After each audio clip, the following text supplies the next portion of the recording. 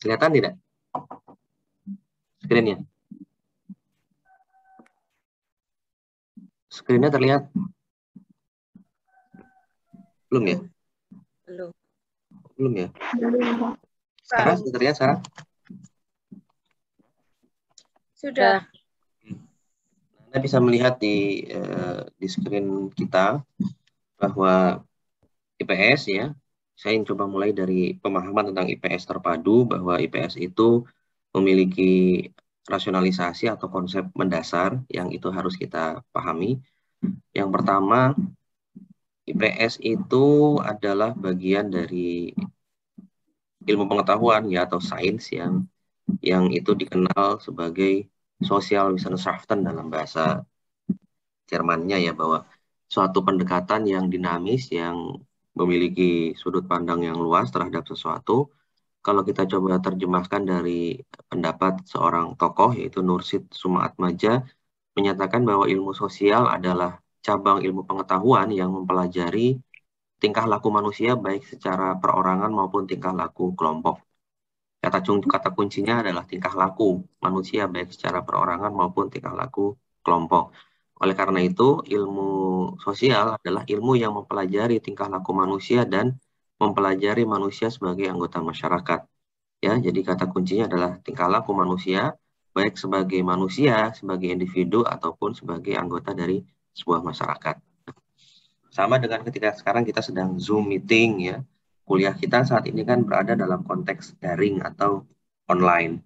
Kenapa demikian? Karena pandemi dan kemudian pendidikan yang seharusnya itu menghilangkan jarak, ya, menjauhkan kita dari kemungkinan kita punya jarak yang jauh, tapi ternyata kita berjarak saat ini kan. Kita tidak bertemu fisik, kita tidak bisa memahami perilaku dan sikap secara langsung dan up to date ya, tapi kita ada ruang virtual yang itu membuat kita seolah-olah jadi punya jarak. Bahwa pendidikan seharusnya kan punya tujuan itu menghilangkan jarak, tapi yang terjadi sekarang malah memberikan jarak. Nah, tapi kan kita berusaha untuk kemudian mengeliminasi itu. Kenapa? Agar tidak terjadi yang namanya learning loss itu loh ya. Anda mungkin pernah dengar istilah learning loss ya. Kita para peserta didik kita, terutama SD, SMP, dan SMA, bahkan universitas, itu dikhawatirkan itu mengalami dampak yang namanya learning loss. Jadi kehilangan pembelajaran, kehilangan pendidikan yang harusnya diperoleh secara berkualitas, secara memadai, secara baik standarnya. Karena apa? Karena tidak semuanya punya eh, ketersambungan terhadap instalasi internet yang baik, sinyal yang semua daerah belum tentu baik, akses kepada teknologi yang masih kurang, tidak semuanya merata, dan sebagainya, yang itu berimplikasi kepada penerimaan materi dan kuliah atau pelajaran yang kurang optimal. Apalagi guru mungkin yang belum update dengan teknologi, kemampuan guru dalam mengajar daring dan atau dosen dalam mengajar daring yang masih kurang, ketidakpahaman akan sinkron, bagaimana pertemuan virtual secara langsung seperti ini, atau pertemuan asinkron yang itu sifatnya online tapi tidak virtual langsung seperti ini bagaimana, dan sebagainya. Nah, kita dihadapkan pada kenyataan sangat mungkin kita mengalami learning loss, kehilangan pembelajaran, kehilangan pendidikan, kehilangan penalaran terkait dengan bagaimana belajar yang baik seperti itu dan optimal. Nah, oleh karena itu, IPS sebagai materi yang akan kita pelajari saat ini itu bisa memotret itu, teman-teman. Itu problem sosial saat ini di masa pandemi. Ya, itu saya ingin mengatakan sebagai pengantar dulu bahwa tingkah laku kita dalam pandemi ini, bagaimana kita berkomunikasi secara daring, bagaimana kita menjaga jarak, bagaimana kita menghindari kerumunan, bagaimana kita berupaya untuk bersifat profesional dalam mendidik dan sebagainya dari seorang dosen misalnya, itu adalah bagian dari tingkah laku sosial kita di saat konteks saat ini. Dan bagaimana kemudian solusi yang bisa dikeluarkan, itu IPS banget. Jadi keadaan saat ini itu kalau kita potret dari perspektif atau kacamata IPS, itu bisa kita lihat secara utuh dan menyeluruh. Itu hebatnya IPS. Ya, saya ingin mengatakan itu dulu ke Anda bahwa IPS itu keren. Karena apa? Pendekatannya tidak hanya dari satu kacamata baca saja, tapi kacamatanya sangat luas. Nggak seperti kuda yang kalau kayak kuda pakai kacamata itu kan lihatnya cuma bisa ke depan, bawah, atau ke depan lurus. Dia tidak bisa melihat ke samping kanan, samping kiri, atas, bahkan belakang. Nah, kacamata IPS itu bisa melihat dari berbagai sudut pandang itu. Otomatis, apa kesimpulannya? Kalau kita melihat sesuatu dari berbagai sudut pandang, kita akan bisa melihat sesuatu dengan lebih luas. Ketika kita melihat sesuatu dengan lebih luas karena kita punya jarak, otomatis kesimpulan kita akan lebih bijaksana gitu. Sikap kita akan lebih bijaksana. Nah, itu IPS teman-teman ya. Jadi keren banget. Contoh-contoh kan sekarang gini, Anda sekarang sedang ada di Zoom meeting dengan saya. Coba Anda tempelkan wajah Anda, mata Anda ke layar HP atau device Anda. Anda tidak akan melihat saya kan dengan jelas. Anda tidak akan melihat teman-teman Anda dengan jelas. Kenapa? Karena Anda tidak punya jarak. Coba tempelkan wajahnya ke layar, nggak akan terlihat. Anda bisa melihat tembok itu berwarna putih atau hitam karena Anda juga punya jarak dengan tembok atau objek tersebut. Anda bisa melihat pacar Anda itu ganteng, cantik, karena Anda punya jarak dengan pacar Anda. Coba Anda tempelkan wajah Anda ke wajah pacar Anda atau teman dekat Anda. Anda nggak akan melihat wajah ganteng dan cantiknya seperti itu. Tapi hanya ditempelkan ya, tidak perlu diikuti kegiatan lain yang itu bisa berbahaya seperti itu ya. Gitu ya. Nah, itu menunjukkan apa? Melihat sesuatu atau objek itu kita perlu jarak. Dengan jarak yang sesuai, kita akan punya sudut pandang yang lebih utuh dan menyeluruh. Dengan sudut pandang yang lebih utuh dan menyeluruh, kita akan melihat sesuatu dengan lebih jelas, otomatis kesimpulan kita akan lebih bijaksana. Itu IPS banget. Nah, itu, saya ingin mengatakan begitu, IPS itu keren. Sudut pandangnya filosofis, itu. Basisnya adalah filsafat seperti itu. Menjadi bijaksana. Gitu ya, itu sedikit pengantar. Anda lihat di buku yang ada di depan Anda, misalnya Mbak Devitri atau Mbak Ika atau yang lain ya, buku yang sedang Anda catat itu dengan pensil, pulpen, Anda tempelkan di wajah Anda nggak akan bisa melihat apa-apa. Jadi kita perlu jarak. Anda punya problem dengan pacar Anda, dengan teman dekat Anda, ribut terus nggak pernah akur, mungkin yang satu akan bilang, Mas kita break dulu. Break itu jaga jarak. 2 minggu nggak usah ketemu.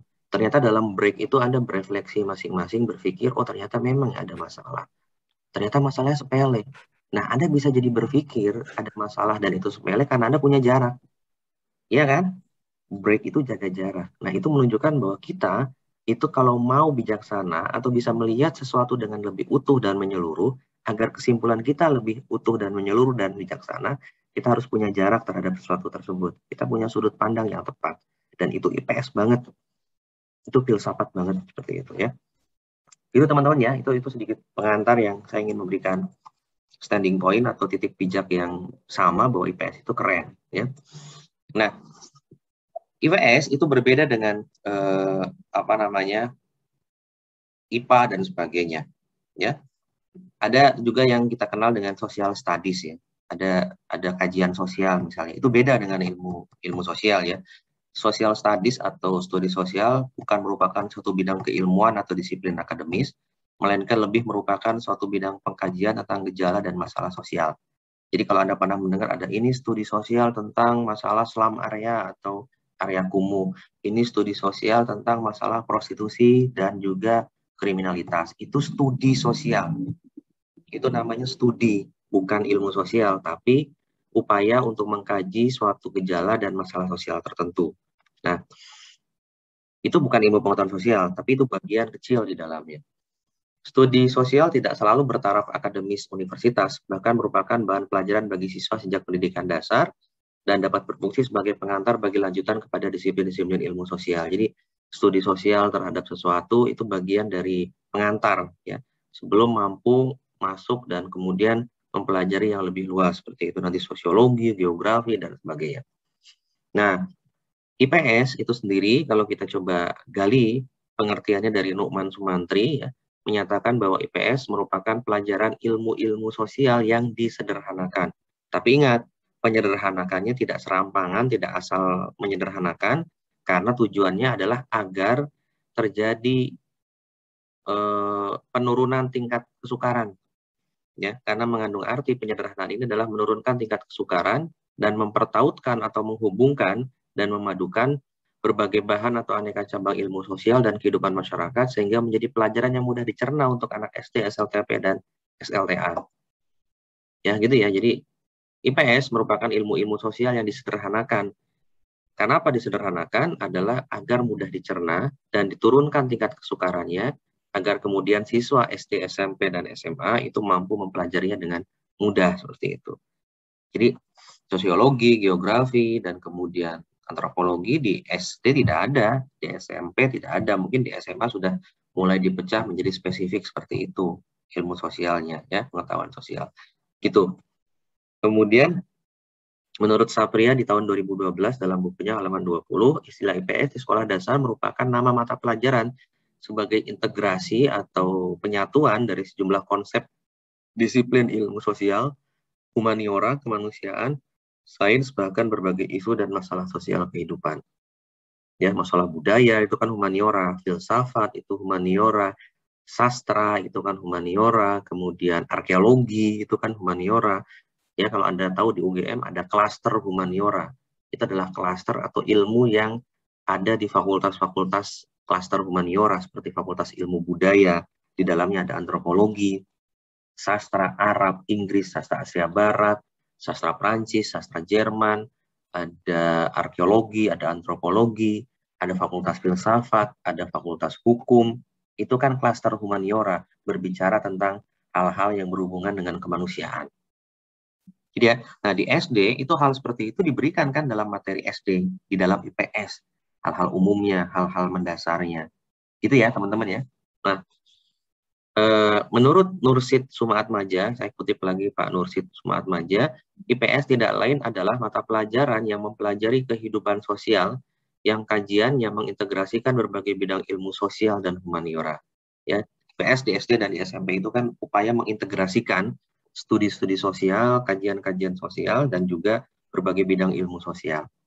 Berdasarkan kerangka tersebut dapat ditarik kesimpulan bahwa IPS adalah bidang ilmu, ya, bidang studi yang mempelajari, menelaah, menganalisis gejala dan masalah sosial di masyarakat dengan meninjau dari berbagai aspek kehidupan seperti itu. Gitu teman-teman.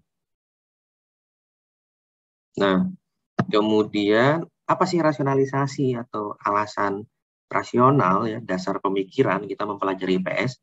Yang pertama, mensistematisasikan pengetahuan dan kemampuannya agar lebih bermakna. Ingat loh, sudut pandang yang luas, jaga jarak dengan sesuatu, agar kita bisa melihat dengan lebih utuh dan menyeluruh, kesimpulan kita menjadi lebih bijaksana, kita tidak menjudgment sesuatu dengan serampangan, itu kan bermakna. Ya kan? Itu kan mensistematisasikan kemampuan dan pengetahuan kita agar tidak seperti orang yang pakai kacamata kuda. Kita pakai kacamata baca yang lebih utuh, yang lebih jelas gitu. Paham ya? Jadi IPS itu keren dan penting banget. Apalagi aspek sosial dalam kehidupan masyarakat itu kan dinamis. Contoh, vaksin itu dibuat sebagai salah satu sarana dan disuntikkan ke masyarakat itu sebagai salah satu sarana untuk meminimalisasi dampak pandemi dan bahkan sebagai salah satu jalan untuk kita keluar dari pandemi.